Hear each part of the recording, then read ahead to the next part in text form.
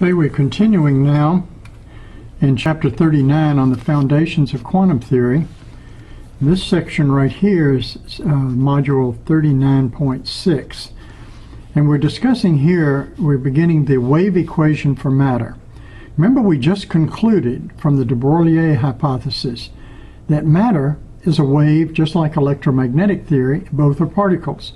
So everything is both a particle and a wave. And how do we reconcile that? We have these two core equations.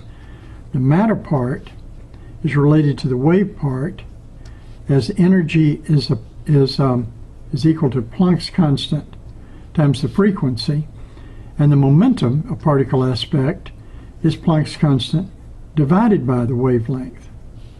So here's frequency and wavelength, and they're related to energy and momentum, wave and particle characteristics. Well, what is this wave, and how do we describe it? Well, in 1925, that's now back a couple of years before the Davidson-Germer experiment that proved that the de Broglie hypothesis was correct, Schrödinger proposed his equation for the motion of this type of matter wave.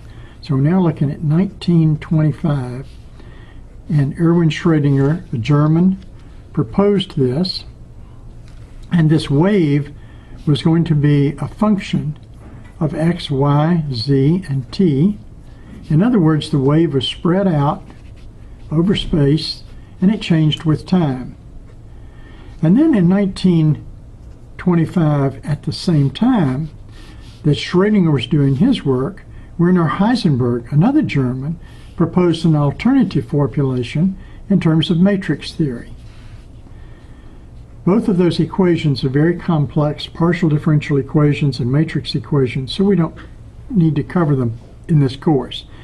Then, 1 year later, Paul Adrien Maurice Dirac unified those two equations with a new theory that showed that both of these theories were equivalent and part of a deeper theory, 1926, PAM Dirac.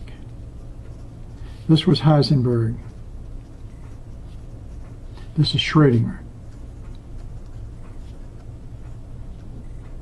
So Schrödinger did the wave equation, that was a differential equation.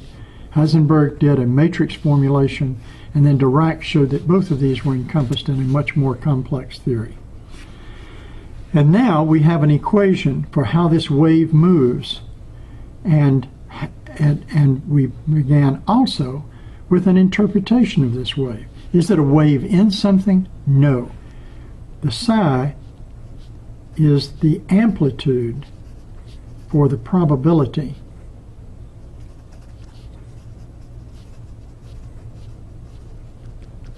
of the wave, which is given by the complex conjugate times psi equals the probability to be at the point x at the time t. So the square of this thing gives us our probability of finding it. So it's a wave that is actually a square root of a probability. And it can interfere with itself just like a regular wave. And that's all the depth we're going to do on 39.6 because these equations are pretty difficult.